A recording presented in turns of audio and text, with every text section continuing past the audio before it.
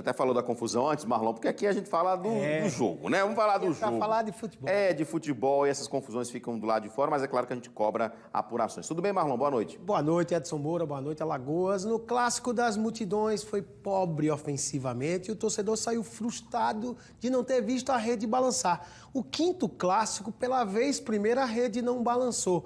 Parecia que o resultado de empate, que não é bom para ninguém, porque tem que esperar ainda a rodada desenrolar, mas pressionar treinador, diretoria, não acontece com esse resultado de empate. Mas o futebol foi muito pobre, o torcedor viu pouca emoção ou quase nenhuma.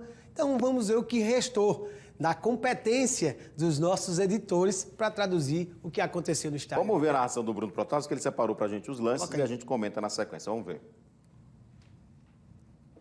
Vamos ver os lances.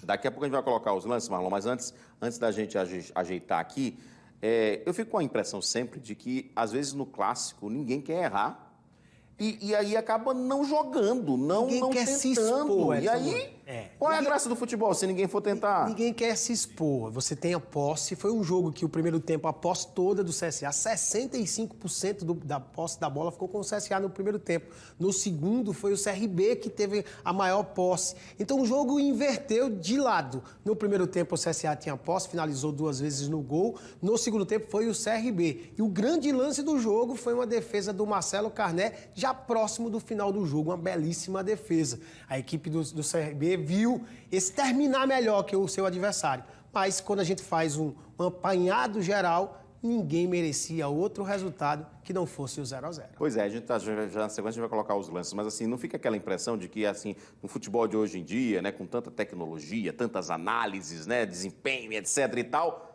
deixa de lado o futebol, a emoção mesmo de ir atrás. Ou seja, lógico, você tem que se defender, mas você tem que tentar ir a fazer o gol, né, Marlon? Lógico, e acredito que até a tentativa, porque defender é mais fácil.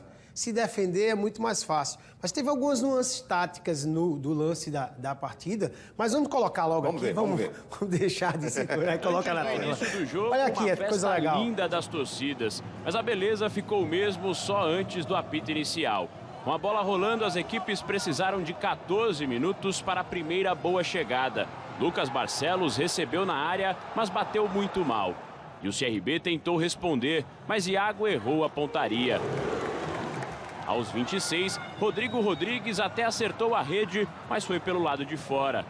O Lucas Barcelos infiltrava com facilidade na área regatiana, mas Diogo Silva estava atento. Na volta do intervalo, o técnico Daniel Paulista tirou o Claudinei e colocou Longini no jogo. Uma alteração ousada para dar mais ofensividade ao CRB. E a alteração surtiu efeito. No segundo tempo, o Galo começou querendo o jogo. Emerson Negueba foi para cima e só foi parado com falta. Em boa troca de passes, o camisa 24 saiu livre na área, mas se atrapalhou todo. O jogo esfriou e o jeito era tentar do meio da rua mesmo. E esse foi o único trabalho que o Diogo Silva teve na segunda etapa. Aos 43, Longini bateu colocado e finalmente fez o Marcelo Carné sujar o uniforme. Uma defesa de pagar ingresso. Luiz Henrique ainda tentou de fora da área e assustou.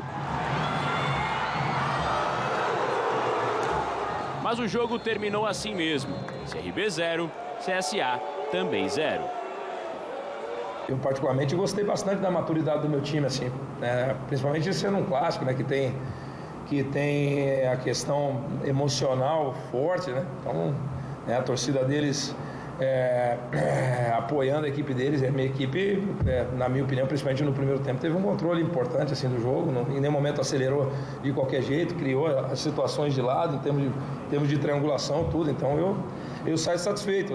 E no segundo tempo o CRB foi melhor dentro da partida. Acho que foram 2 tempos distintos e pelo que as equipes apresentaram, acredito que o resultado tenha sido justo. Pois é, 0-0, né, Marlon? Eu fico muito mais com a análise do Daniel, né? De um tempo distinto, mas que cada um foi melhor em um tempo. Sim. Mas o Moza disse que ficou satisfeito.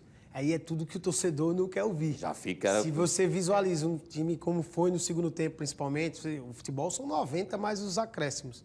Você jogar só 45 é a segunda vez. Foi assim contra o Novo Horizontino, foi assim contra o CRB. O torcedor quer mais, o torcedor sabe e visualiza que o CSA pode jogar mais. E não pode estar satisfeito com uma equipe que não faz gol. Vamos ver a análise que você preparou pra gente aqui do jogo? O Moza trouxe o que ele fala que deu certo, no primeiro tempo principalmente, é a saída da linha de 3, ele segurou o Diego Renan, impulsionou o Lucas Marques, que apareceu várias vezes ultrapassando aqui pelo lado direito para cima do Brian, que era um lateral substituindo o Guilherme Romão, e o Lourenço fazendo a amplitude, alargando o campo do outro lado.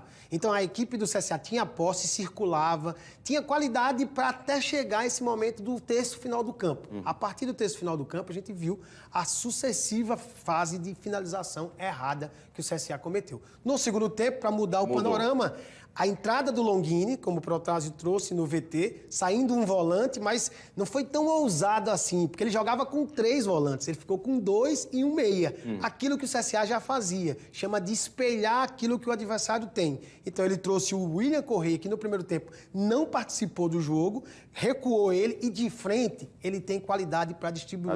A bola. E aí o CRB foi melhor e o principal lance, a substituição do Daniel Paulista foi protagonista, que foi a finalização do Longini e a belíssima obrigou o Carné a fazer aquela... Carné. Então, foi pouca coisa para analisar taticamente, mas para mostrar o que aconteceu para os tempos distintos, muito dessas nuances táticas dos E dois da mudança.